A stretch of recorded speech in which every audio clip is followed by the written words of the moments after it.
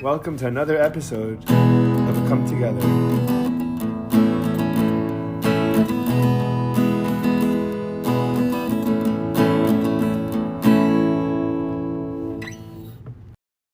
All right, we're here with Kevin. Kevin, welcome, man. I'm so happy that you took the time to get back to me and that we're making this work. Hopefully, this is the beginning of a few podcasts together, man. How are you? Absolutely, man. I'm doing great today down here in sunny Baltimore, if there's ever such a thing. That's But right. You're from yeah, Baltimore? born and raised in Born and Baltimore. raised. I just moved back a year and some change ago from Los Angeles. Cool. So I'm back in Baltimore, Maryland, the home of the Chesapeake Bay and Old Bay seasoning. How'd you like living in LA and how long were you there for? I was living in LA close to 3 years. I loved it.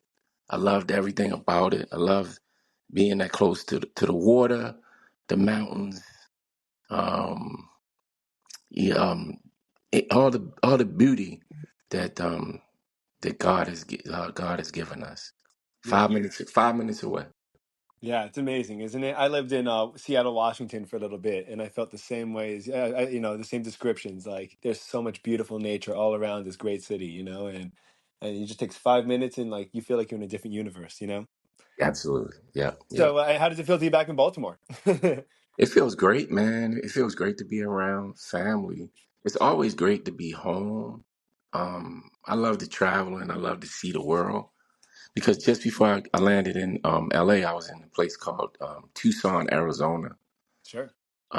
I spent about a year there before proceeding over to Los Angeles. But being back to your question, being back in Baltimore, it's been great. I miss LA, I miss Arizona, I miss the ocean. Um, but I get a chance to be around family and friends, and the familiarity of home is always good. Yeah, yeah, I'm totally with you. I think the West Coast has better nature, but my home and family and friends also is here on the East Coast. Yeah. You want to tell audience a little bit about who you are and your story, man, and we could dive into things from there. Yes. So I'm Kevin Shird, born and raised here in Baltimore. I am a writer, um, activist, author. I've actually authored 4 books under my name, but I've also ghostwritten uh, 12 other books. So I've actually written 16 books in the last, Whoa. I'm going to When say you ghostwrite, 11. what's that process like? It varies depending on the person you're working with. But a lot of recording, a lot of conversations, a lot of revisiting um, old stuff. For some people, that entails some trauma, revisiting some trauma, revisiting some ugly parts of their life, but also at the same time some beautiful parts of their life. Right. Yeah, for sure. For sure. Are you so when you ghost authoring, you're kind of helping these people get their stories onto paper and into a book. Yes, Gotcha. And a absolutely. lot of times I'm sure, I mean, even from my own experiences, that there's a disconnect between parts of your life that that you want to go back to and parts that you want to stay far away from because going back there puts you in a headspace that that you don't necessarily want to be in. Right, exactly. And then some people just don't have the patience to write. Some people don't have the skill set, and then some people they're intimidated by the writing, the exercise of writing a book, right?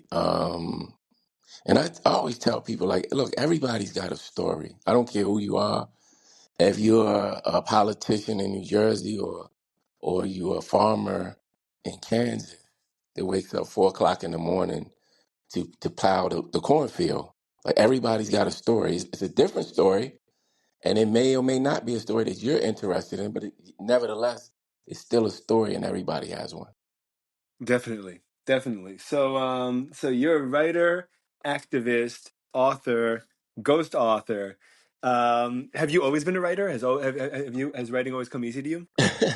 That's funny, man, because people ask me that, And you know how sometimes you end up in stuff, doing things, and you're not even always sure how you got there All the until time. somebody asks you. Yeah, until somebody asks you, and then they may need to ask you 25 times until you actually remember. So when I was um 15 years old, I was the I was the rap writer for the neighborhood. What does that mean? Oh, the rap writer. I So wrote you've always all been the writing. You raps. always did poetry and stuff like that. No, just raps. I wrote all the raps for all the rappers in the neighborhood, No right? way. I totally forgot about that whole thing until maybe like 6 months ago. It dawned on me like, wait a minute. I had several big folders of raps Wow. that I wrote for folks in friends in the neighborhood, right? When we were kids. And I totally forgot all about that. But my life journey's been interesting, man. Cause even Let's hear talking to about you it. Tell me now, about it. so my mother put me in a program when I was 3 years old called the Head Start program. And the Head Start program was actually designed to give kids growing up in poverty a jump start or a head start on their education, right? Mhm. So the Head Start program actually had vouchers, and you would take these vouchers to programs that did preschool, and you would pay to get your kid in the preschool program. Wow. So my mother was able to get me into a preschool at 3 years old. By the time I got to, I'm going to say, kindergarten, the teachers wanted to skip me to the next grade because I was already advanced in math and reading. They felt Wow. like I didn't even need the kindergarten. So my mother said no. She didn't want to do that, so I stayed in. I was advanced for all the other kids. By the third grade, I was reading Shakespeare. No way. True story. Really? By What the were you time reading? Shakespeare play like stuff that I couldn't even I could read it, but I still couldn't comprehend it. Yeah, Right? yeah. But it was just words and your imagine. They It's were just actually, words to me. They were just words. And but you then know what's cool? and Your imagination probably filled in the words that you did know you and know the words what? that you didn't. It kind of just would pass over, right? That's what It, happened to it me when I was growing up. it was a struggle because you remember Shakespeare is written with a certain vernacular and cadence, right? That's Yeah. not the cadence that you learn as a 3-year-old or a five Or as year a 30 old, year old man. right? So, so for me, it was just words, right? At third grade, I got into a program called the Gate program, Gifted and Talented Education, right? And so we're man, we're reading stuff, and now my imagination is really going wild because I remember one of the questions being, if you were an alien from outer space, and you saw a football game, what would you think? And I still remember that question today, Yeah. right? From like 40 years ago. And I was like, damn, I don't. So creativity was something that had started to be instilled in me at a very young age, right? Hmm. Um, Fast forward, I was doing great in school. I grew up with a chronic alcohol addicted father, and I wrote about this in my first book. My father was chronic I'm alcohol. sorry. Thank you. So he would tumble down whole flights of steps, right? Like a stunt man, and would just get up. And so his alcohol addiction was chronic. And so him and my mother, they separated and divorced somewhere around 15, 16 years old. That's how bad it got. And around that time, that's when I began to journey into the streets. And I began to see stuff that probably a 16-year-old should never see. Like the first time, me and a friend of mine, we were tall because we played basketball. And How tall are so you? now 6'2", but I was probably close to 6 feet when Nice. I was like, I was at least 5'11" when I was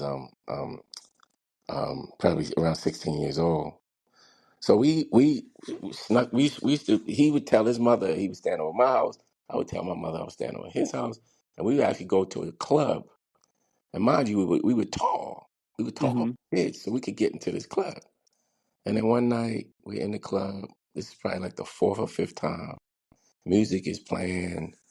Um, the music is playing, and a gunshot rings out in the dark. And a stampede starts. So me and my friends, 16 years old, we're terrified. We've never been in an environment like that before where, there's violence and we're running with the Did you crowd. recognize there was a gunshot when it happened? Yes, because You did. You were everybody, like, that's gotta be. well, everybody got down on the floor. Wow. But it was a pause because I think if people were like, wait a minute, is that what I think it is? And then people started to get down on the floor and then they started running. We started to run with the crowd. And then next thing I know, the crowd reverses. The stampede reverses and runs the other way. And we end up running past the dead body, right? But Man. the guy had a bullet in his torso, had a Do you shot. remember seeing that as a Yeah. 16-year-old? Yeah. So I remember Man, what was we your ran what we ran past the body. wow. Yeah. Okay.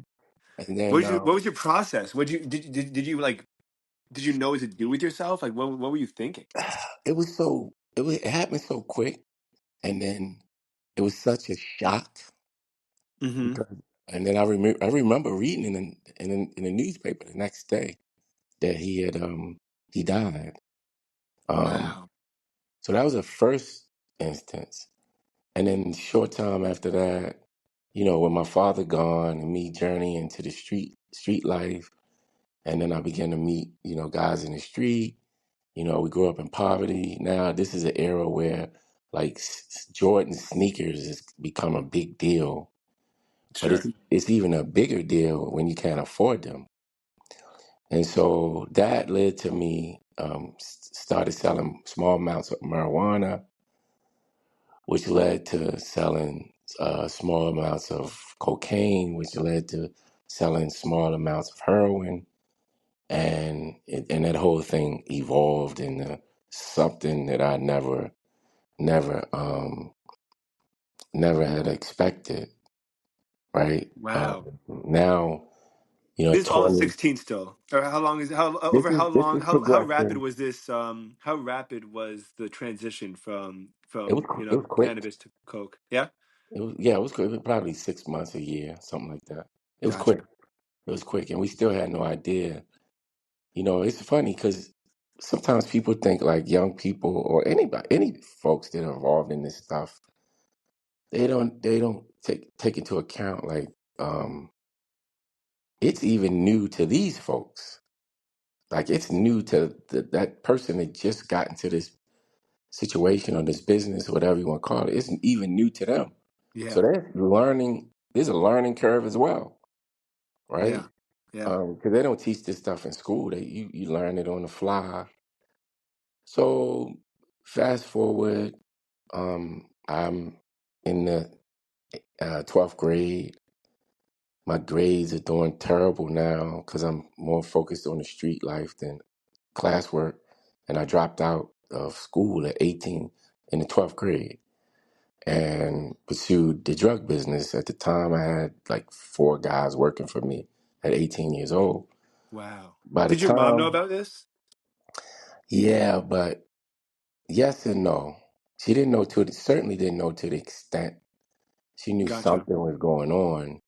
Matter of Yeah. fact, I wrote about this story in I wrote about this in my first book.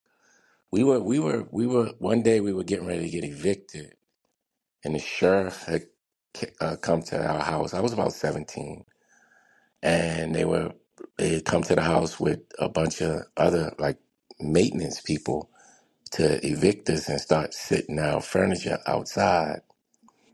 And so we were like 30 minutes away from having our stuff placed outside. She was at Yeah. work. Yeah. She was at work, so she's trying to frantically. She can't leave work. She's frantically trying to get money together to pay the rent.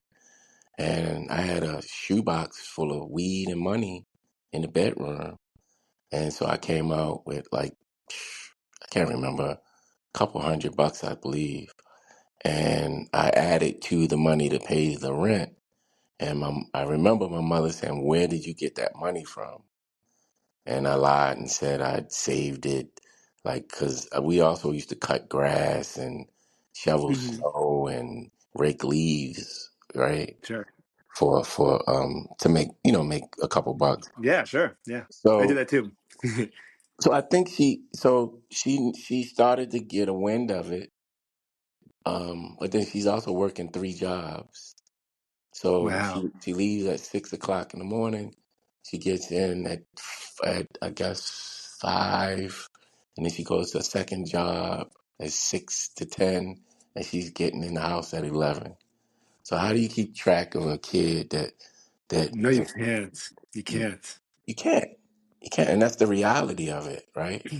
Yeah. So by then, the cat's out the bag. By the time I turn 20, and then I journey out even more. Now I'm meeting people that's heavily in the drug business. They know I'm a smart kid.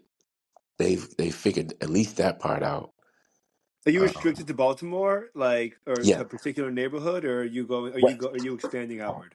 I'm in West Baltimore at the time. Okay, gotcha. And did you have ambitions or like did you look at this as a business to like kind of grow, or do you look at this like, listen, this is a way to just make some money and pay some bills? I looked at it as an opportunity to generate capital to invest in a business that could sustain me and for my family for the rest of my life. Yeah. Yeah. At 20, 19, 20 years old, I had that foresight. Yeah. So fast forward another 2 years, by the time I turned 21, I witnessed another murder. I had a friend murder a friend. I've had now I'm about 22 and I'm making $20,000 a day. Wow. Whoa. Yeah, Really? hmm I'm making And $20,000 in a day. so at this point, I'm just curious about this, right? The psychology of the money, Mhm. right? Are you spending money like crazy? Are you saving money? Are you like what's your relationship to the money that you're making now as a kid? Especially as a young man, because like you said, you had the foresight to know that it's for Right. family. But I'm sure it was a lot of fun to. That's more money than most people could even think of. So both, right? We're spending like crazy, but how many pairs of Adidas, Pumas, and Air Jordans can you buy? Yeah. Right. So we spending, but we also got the foresight to save. I'm in 2 weeks. I'm counting $250,000 in every 2 weeks, or close to it. That's Because crazy. at the same time, we also have bills to pay. We're not growing heroin and cocaine. There's somebody providing it to us, and we gotta pay them, right, to get resupplied. So, um, What do you think would have happened if you just stayed selling weed as opposed to getting into the harder stuff? things would have got worse. Cause You think so? yeah, because my ambitions was always, it wasn't about the product, right? It was Yeah. always about how much money you can make. Because with all that said, what ended up happening, we ended up buying businesses. We ended up buying real estate. I'm talking 23 years No old. way. At No 23, way. I owned I had at least five or four or five pieces of real estate in Baltimore City. At 23, I, Wow. That's I, incredible. I owned a florist in the mall, right? So when I say florist in the mall and selling drugs, people think, oh, it was for money laundering purposes. It wasn't, right? You wanted a business. You wanted businesses. I wanted out of the drug trade. Right. right? And even at that age, I saw everybody before me go to federal prison. I saw everybody before me get murdered. So I'm thinking, okay, I want to get out, but I need to do something to be able to make the same amount of money, if that makes sense. Yeah, definitely. It definitely makes sense, right? You're trying to keep up the revenue, but you're trying to avoid the risk of all the risks that come with selling drugs, I guess, right? And the only reason I got into this to start with, I was a kid growing up in poverty. Yeah, yeah, yeah, totally, dude. I for sure, for I sure. wasn't like, oh, I want to, be a kingpin and sell poison to people or nothing like that. For me, it was about, seeing that struggle with my mother working three jobs and almost getting evicted and sometimes seeing, the lights and electricity getting ready to get turned off. How Um, how much how much how much conscious time do you spend nowadays thinking about that part of your life? mm, so a lot because I've written about it, right? Yeah. So And so you're going back on it. I always get questions about it. I've written, you can go online, I've probably written 40 op-eds about poverty, um, addiction, inequity, Hmm. drug prevention, policies, heroin, cocaine, gun violence, Hmm. right? And so when I look back, if I didn't have those experiences, what would I be writing about today? Right. Nothing, right? And the other part I think is a little bit more important is would I even care, right? Because I know a lot of successful black people, and I'm not knocking them, right? Doing well financially, great families, great jobs. The truth of the matter is, there are many black folks out here could care. I won't say it in a callous way, but the interest is not um, why poverty is decimating communities, why substance abuse is decimating communities, why the disease of addiction is decimating families, right? That's just Do you something think that it's because it's such a big problem that no one knows what to do with? sometimes yes, yes, sometimes yes, and sometimes if that hasn't been your experience, you that might not be something that you want to put your energy into, and that's Yeah. okay. It's nothing. You're not a bad person because those things don't interest you. Um, you're not a bad person because of that. But what the point I'm trying to make is that if I hadn't had that real life experience, would I care today? You know what I mean? Right. Yeah. Yeah. Definitely. And my work has gone. I've worked with the White House Office of National Drug Control Policy, That's and amazing. How'd that happen? How did was this as a well, consequence of your books? Was it yes. because you were? Yeah. Well, let me go back a few. Let me just go back, Yeah. Sure. take Please. a few steps. So, you know, I'm making all this money. Fast forward a few years, I end up spending almost 12 years in federal prison and California state prison How for old are you drug when you got trafficking. caught? I was 24 when a guy who had got indicted on a federal case cooperated with the feds Oh and gave man, them my name, and then I ended up getting indicted on something called a second superseding indictment. And which so, is what? excuse me. Which is what? What's the second superseding indictment? So, so the U.S. attorneys go to the grand jury. They state their case to the grand jury. You get indicted, right? Yeah. The second superseding indictment means that the people that were indicted that first time, now after they're indicted and they start to cooperate with There's new a whole list of information, yeah, yeah. Gotcha. The new people.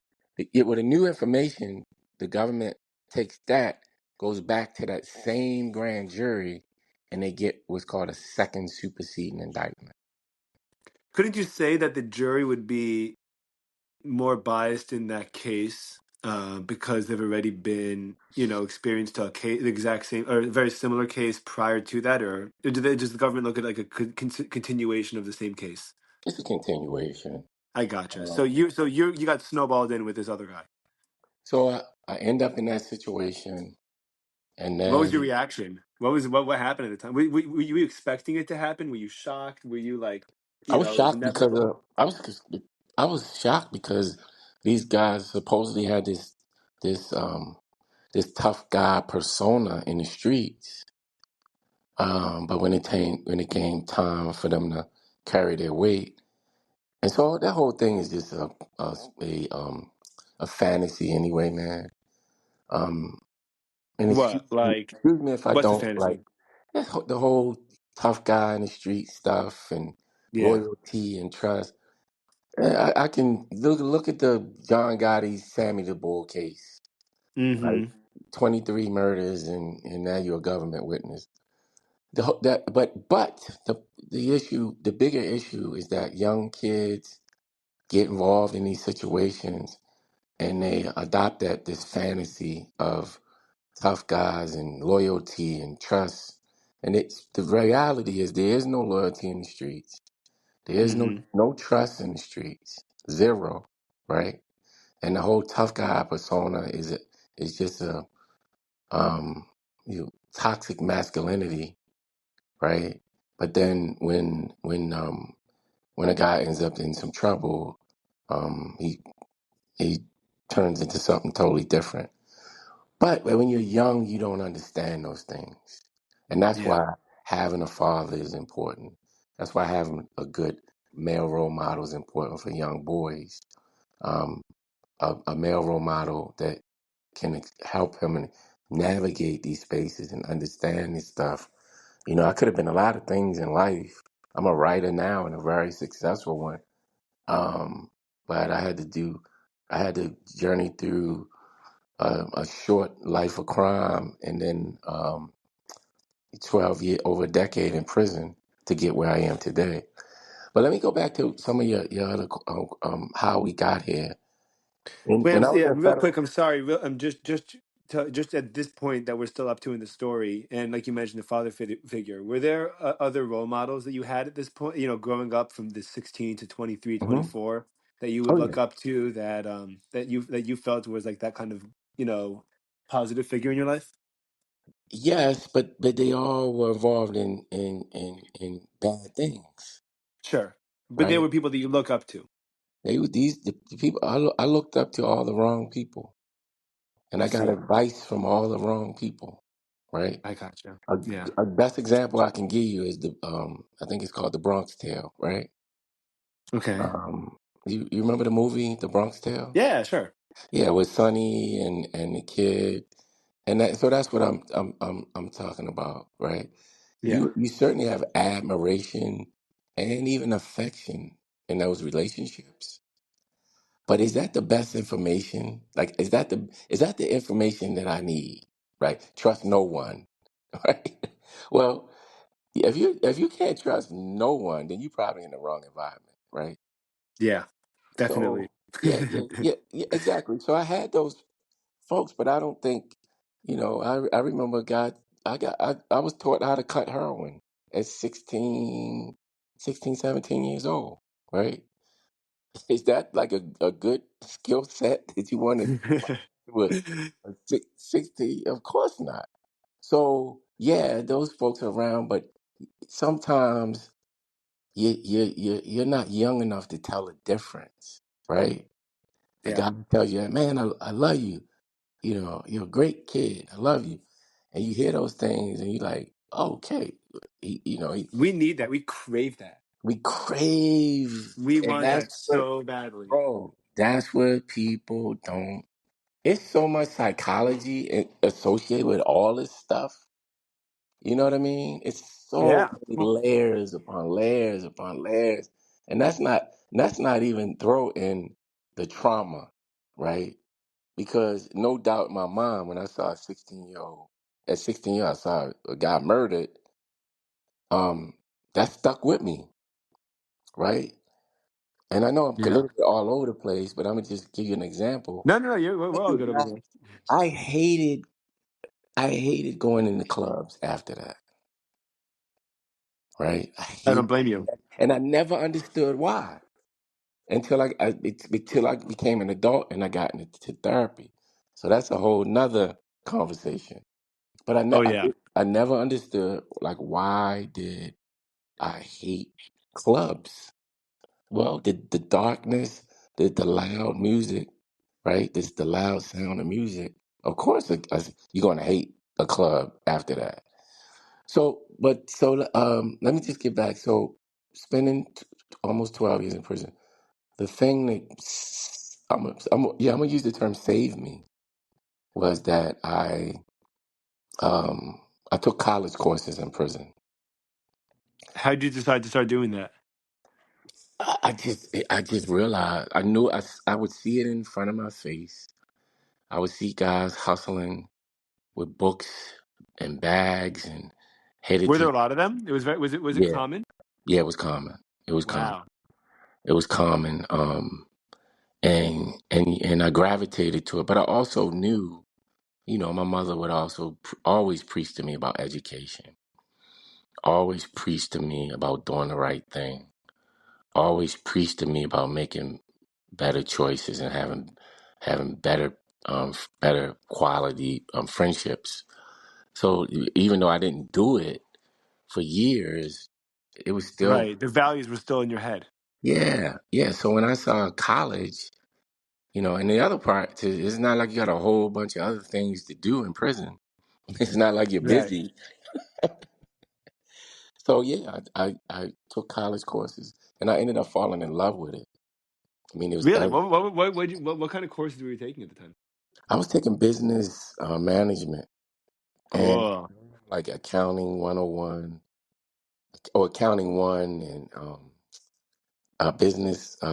business law, business management. Of course, English, those classes.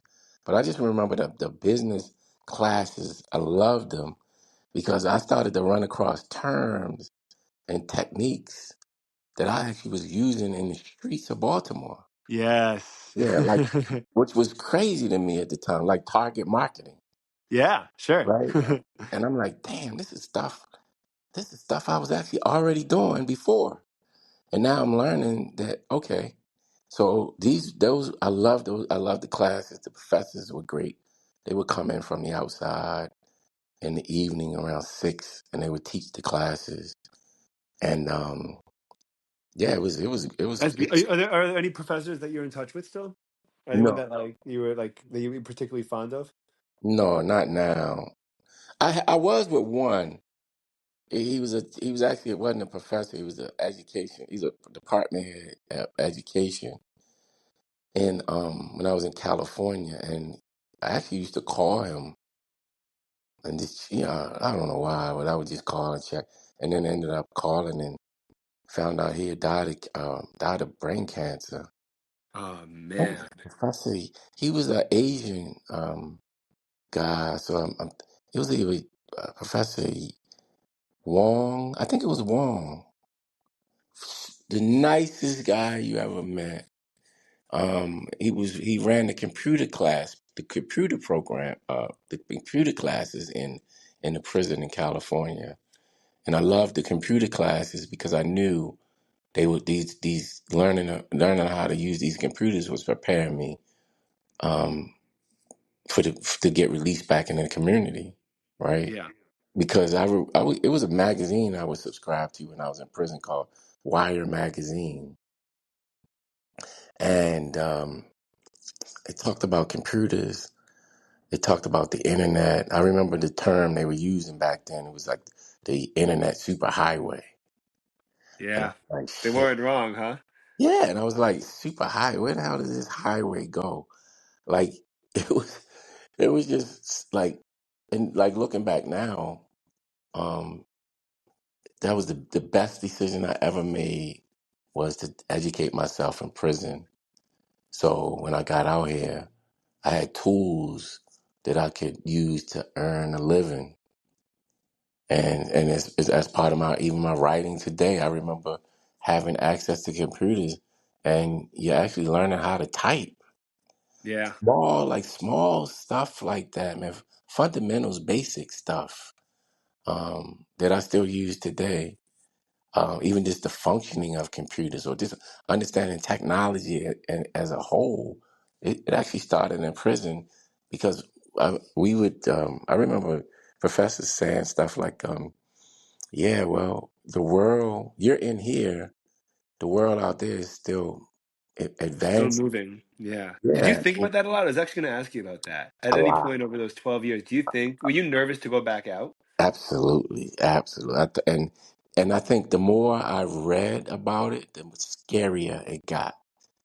Right. Yeah, man. So much so that when I got released in 2006, I actually the first thing I did was take a computer class at a Baltimore City Community College. Good for you, man. Seriously. Yeah. These are such great like decisions. They're so proactive too. Like they're not like you're not like you're creating these opportunities for success for yourself rather than kind of waiting for them to come along. I mean, that's really incredible. Yeah, and I think even with the writing now, so I'm actually working on two other books. I've got four published. I just released the fourth book, A Life for Life, Poor Choices and Unresolved Trauma is Killing America. And I got two that one is, I think is finished or close, 80% finished. And another one is about 50% finished. So I'm actually thinking about 2027, 2029, and having books ready to go. So when we get to that point, I can continue that journey. So when you talk about being proactive, yeah, I think that's a big part of um, just how do you seek success in life? And like you said, you can't just wait around. You have to because so what is 2027 gonna look like for me? What is 2028 gonna look like for me? And these are things that a kid growing up in West Baltimore in the drug business might not even consider because you think about it, you're 18 and all your friends are getting shot and going to prison. All your friends are getting shot and getting murdered. You're not even, if you're 16, you might not even think you'd be alive at 20. Yeah. And that's how we thought, right? We didn't even think we would be alive at 25, let alone 30, Wow. right? So it takes years, and it might even take therapy for you to get out of that mindset. It In my almost first, certainly takes therapy, right? yeah, in my first book, I called it, it's the, I'm next syndrome, right? Right. The I'm next syndrome. Where you That see, feeling of oh, dread and doom that goes over you when something happens and you realize that you could be the next person for it to happen to. I'm next, and so you're living your life that way. You're living your life Yeah. in the sense that I won't So even how'd you snap volunteer out of that perspective? How'd you get out of that? therapy. You were Therapy. in you went to therapy while you were in prison? No, no, no, no. So I think while I was in prison, I just think you also evolve and you grow and Sure. you think about it. Your brain is still developing at that young Yeah. age, and even when my brain was still developing while I was in a prison cell, right? Yeah. Reading books from Frederick Douglass and Reginald F. Lewis, um, Yeah. business books. So your brain is still developing. So um, I think it started to wean off then, and then reading where you see like, oh, there's a beach in South Africa, right? Oh, there's a mountain in New Zealand or Venezuela, right? It's it's a big beautiful world out there, and you start realizing like, oh, West Baltimore is not as big as I thought it was. Like there's a whole world. I remember reading books on Cuba and Fidel Castro and the beautiful people of Cuba. and just wanting to just walk the beaches, walk the streets of like historical Havana, right? I would read books about that while I was in prison, but it helped you have a better understanding from a young person from West Baltimore that it's a big world out here. And just reading about it is motivation within itself to want to go see it. Yeah, yeah. I try to.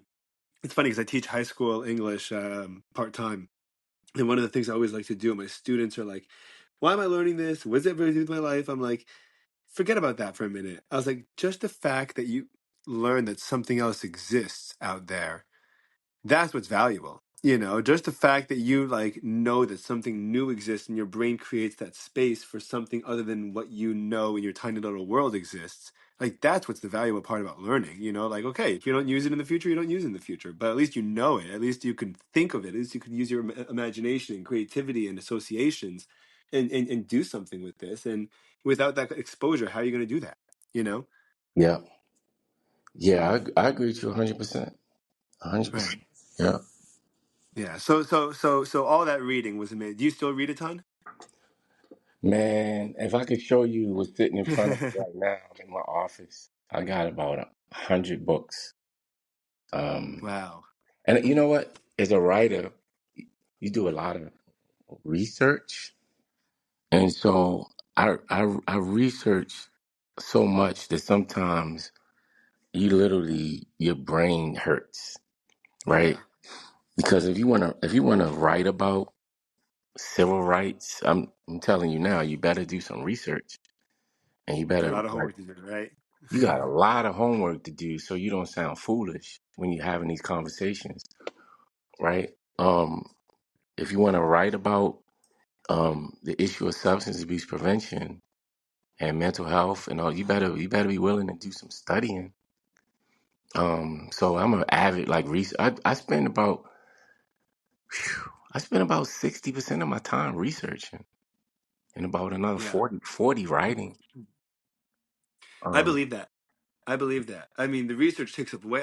I can even tell you from a podcast perspective or from a sales perspective with my, the other jobs that I have, that most of my time is dedicated. Like most of my time is dedicated to research and homework, and then everything, and the rest of the stuff just kind of falls into place as I arm myself with the information that I need.